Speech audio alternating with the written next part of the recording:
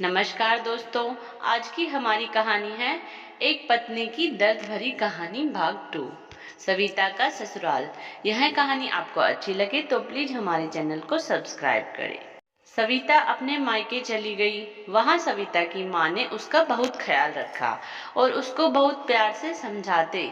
सभी लोग कि इंसान से गलती हो जाती है, तुझे रोहन से एक बार बात तो करनी चाहिए ही थी, ऐसे यहाँ नहीं आना चाहिए था। सविता की माँ बोली, कोई बात नहीं, तू यहाँ आ गई, तेरा दिल हल्का हो गया, वरना परेशान रहती।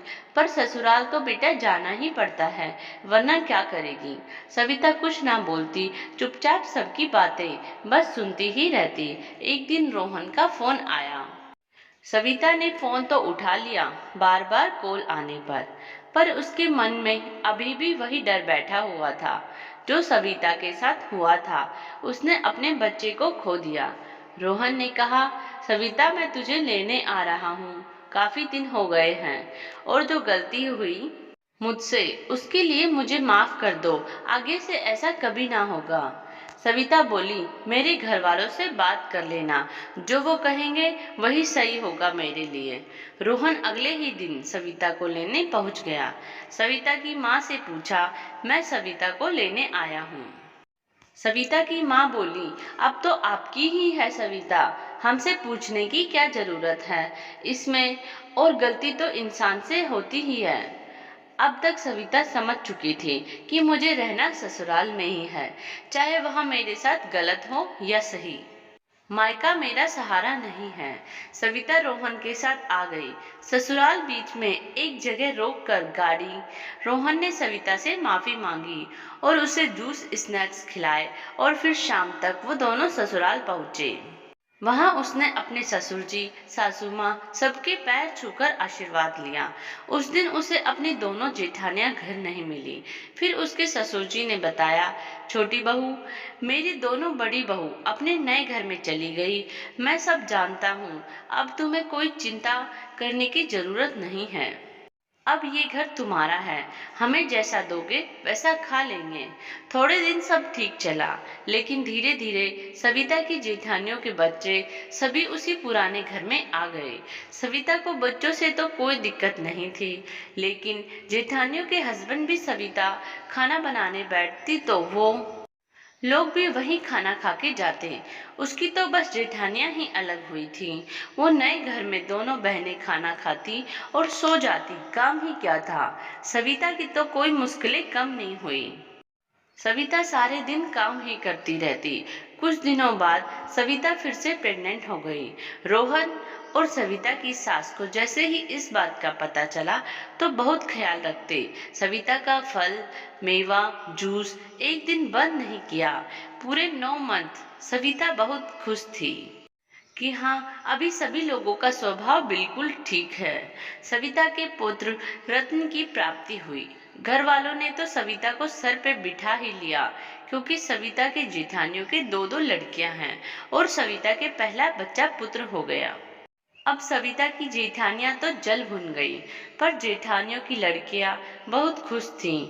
वो सारे दिन चाची चाची करती और अपने भाई को खिलाती और फिर सविता के काम में हाथ बटाती।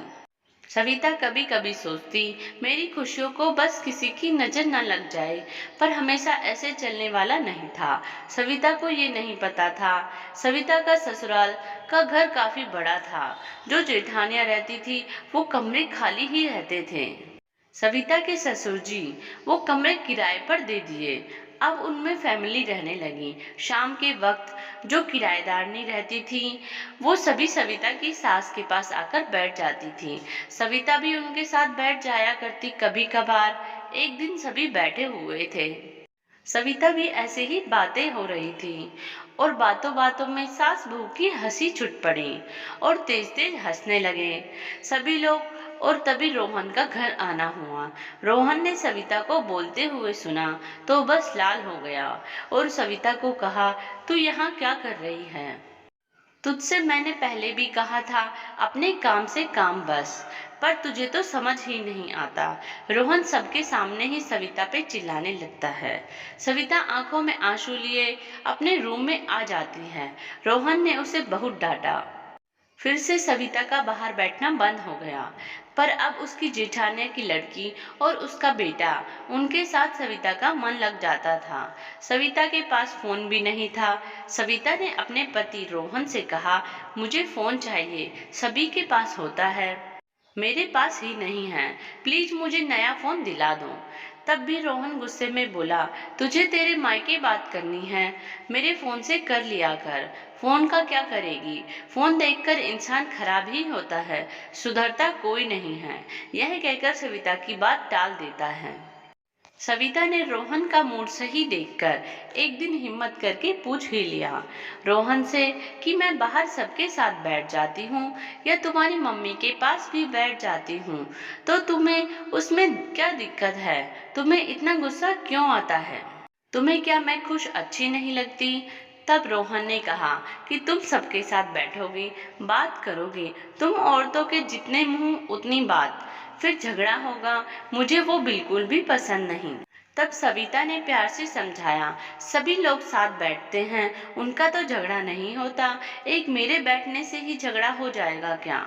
रोहन ने फिर कहा, तुम सास बहू के झगड़े तो तभी होते हैं ना जब साथ बैठोगी, दूर रहोगी तो झगड़ा ही नहीं होगा, इसीलिए मना करता हूँ। सविता बोली, सास बहू के साथ बैठने से झगड़ा होता है, ऐसा किसने कहा, और एक घर में रहकर हम दूर दूर कैसे रहें।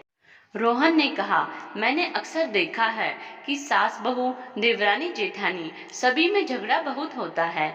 मेरी दोनों भाभियां मेरी माँ से बहुत झगड़ा करती थी, तभी से मैंने सोच लिया था कि झगड़ा तभी खत्म हो सकता है जब साथ में बैठे ही ना, बस काम से काम रखे तो झगड़ा भी नहीं होगा।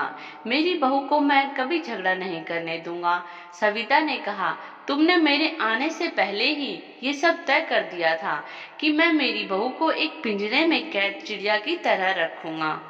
रोहन को सविता की यह बात दिल पे बहुत बुरी लगी। क्या रोहन के स्वभाव को सविता बदल पाई, क्या वह चिड़िया कभी पिंजरा तोड़ पाई। जानने के लिए सुनते रहिए हमारा चैनल शानू बाईशा हिंदी कहानियाँ। अगर यह कहानी आपको अच्छी लगे तो प्लीज हमारा चैनल सब्सक्राइब करें और घंटी को दबाना ना भूलें, जिससे हमारी सभी नई वीडियो आपको दिखाई देती रहे।